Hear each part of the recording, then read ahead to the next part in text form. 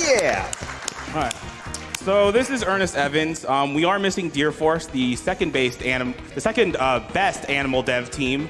Instead, we have Wolf Team, the best animal dev team, and you're going to see why in just a short moment. And I'm actually going to do a countdown for this game. So 3, 2, 1, go.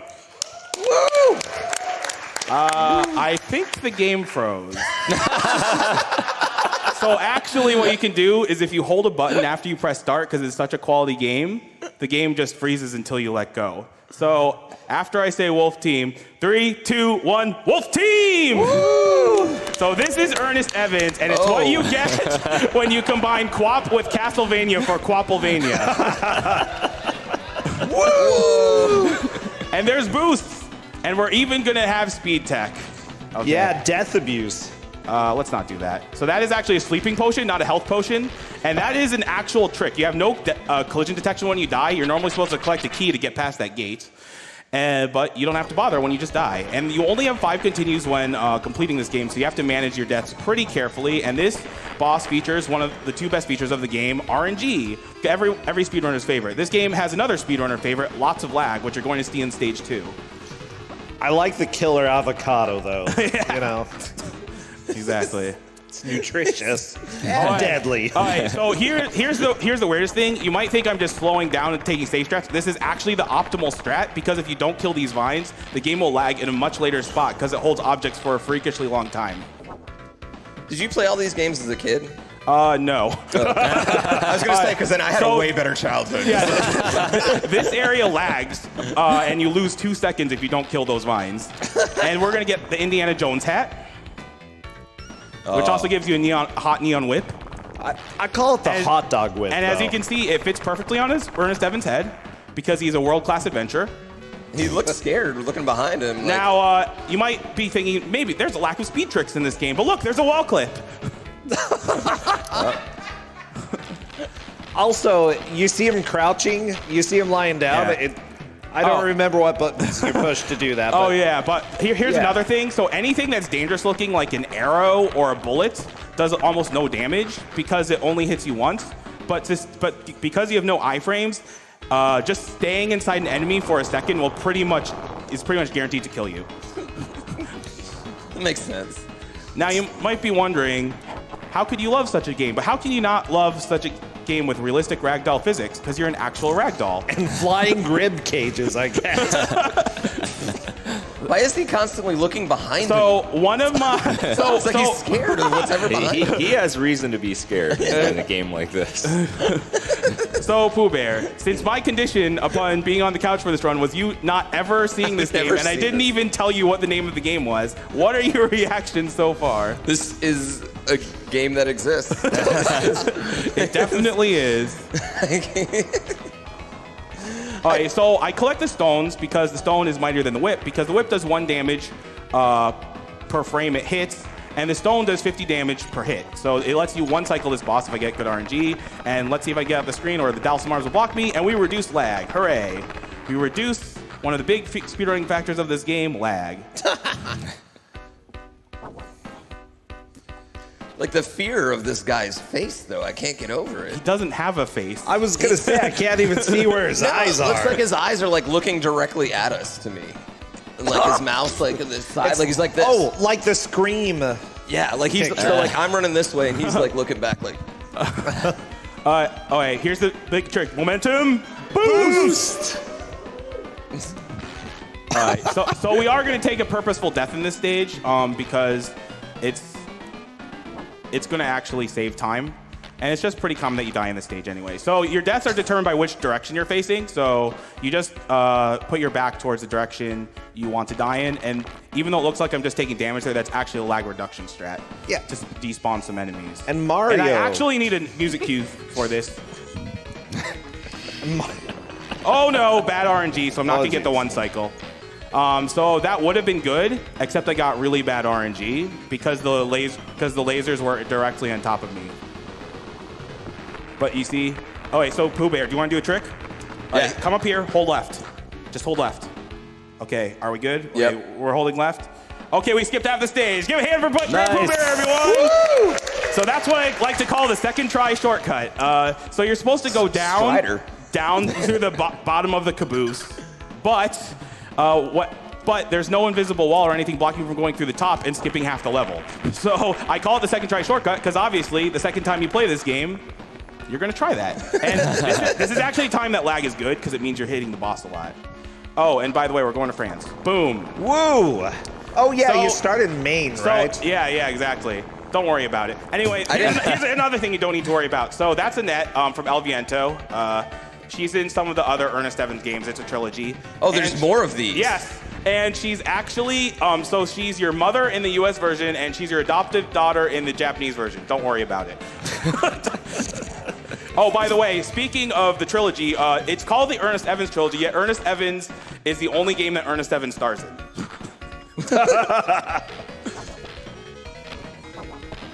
And here's the sixth boss. As you can see, it's a very difficult boss. And more speed tricks with action roll. I didn't know you could clip down there. Yeah, I didn't know either until recently. All right, so. Oh, you both have played this too? Oh yeah, I've beaten this game. I knew you would have beaten it. You know, I knew I'm sorry, Pooh Bear. no, I mean, you spend your days playing games that nobody wants to. It's great. So that is another purposeful death. It's actually really hard to avoid death in this stage just because there's so many enemies here that have really big sprites, which means you take a lot of contact damage. So this is Stairs Krang. He has the two best features of this game, RNG and lag, as always. Where is he? Oh, there he is. All right, that's not great RNG, especially since I'm near the lizards, and I don't want to die in this stage if I can help it. It's just dancing, man. Okay, I'm kind of stuck. Well, maybe I can get through. Okay, and now we're going to infinite roll!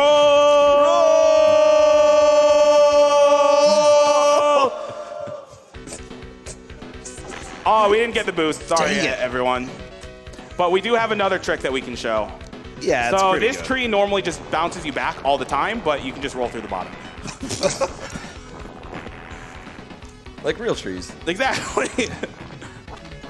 Oh no, that piranha's in the worst spot. And the worst part about the piranhas is that even if you die, they don't disappear. So they Oh, nice back shot. Yeah, Skills. exactly. Oh, not so skills. Oh boy, no! No more piranhas! Oh, that's so many piranhas. Please. There's one on your foot. I know. I'm trying to get it off. Okay, it's off. Like I said, if they're on your foot, it's really bad. Okay, I have one continue left. So ideally I don't. All right, don't blink though.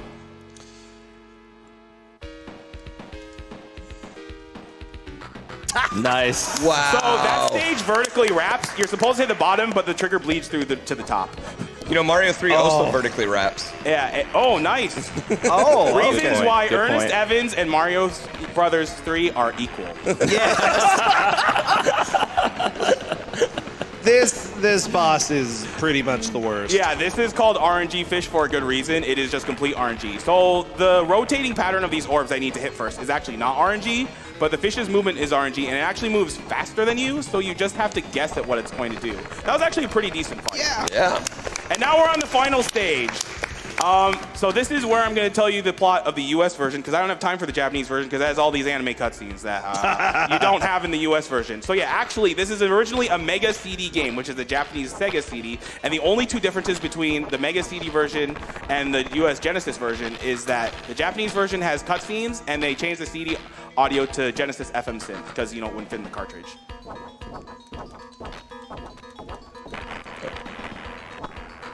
Okay. And so the plot of this game is you are Earnest Evans, grandson of Earnest Evans. Oh. And Grandpappy Earnest Evans one day wants to tell you about these three idols that are used to prevent the summoning of this Lovecraftian god Maver. Oh, by the way, let's do some dance moves. Ooh. And also, Michael Jackson can moonwalk, but Earnest Evans can moon-crawl. And, one day Grandpappy Evans is like, oh, by the way, the weak point of this is not the core in the middle like you would think. It's actually the really weird pelican scythe head. Oh, and time is when this boss starts exploding, and I'll never get it on time because it's impossible to tell how much damage you're doing to this boss.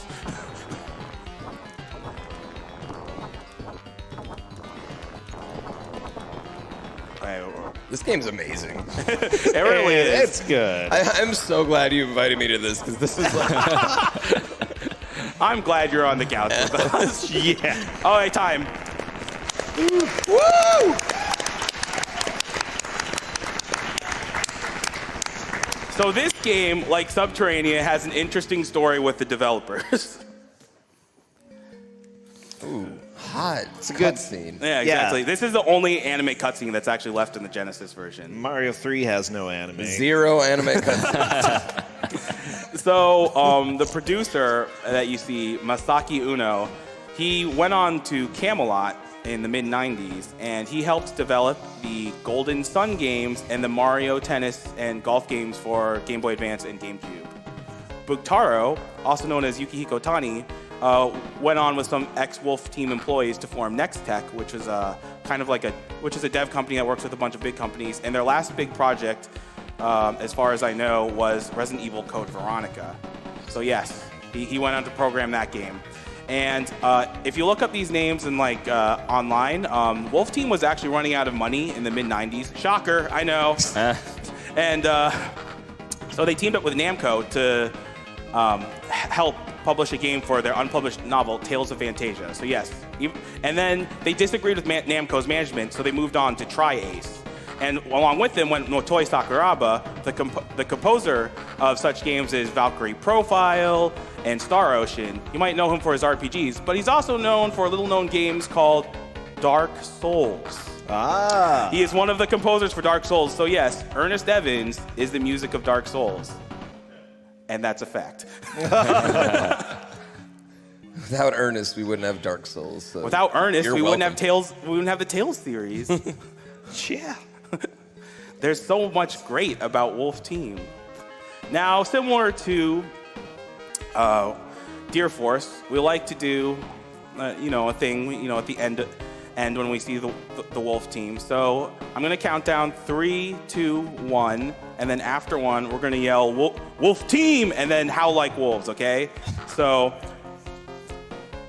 3, 2, 1. Wolf Team!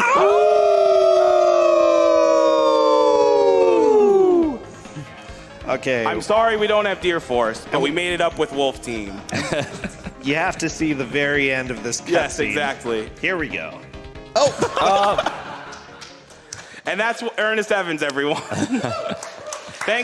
Thanks to my couch for being so gracious, and thanks for Grand Pooh Bear for obeying my insane restrictions on commentary of you have to defend the honor of Super Mario Bros. 3, and you are not allowed to watch any videos or look up this game at all for Earnest Evans.